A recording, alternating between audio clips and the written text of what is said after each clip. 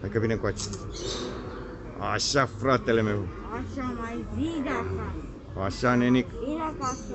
Come on, come on. Mamă, bea. Bă, dar vedeți cât e de gras, abia să mișcă, nenic. Are 200 de kg. Aha.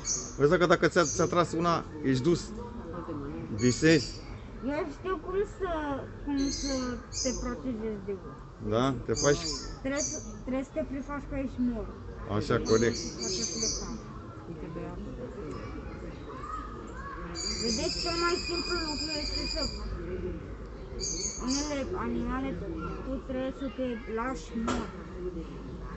Trebuie să te lași mort. Ca să creadă ursul că tu ai murit. Cumva vrea să doarmă.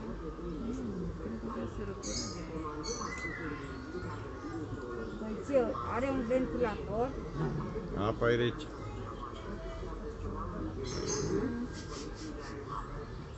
Cumva vrea să vadă un alt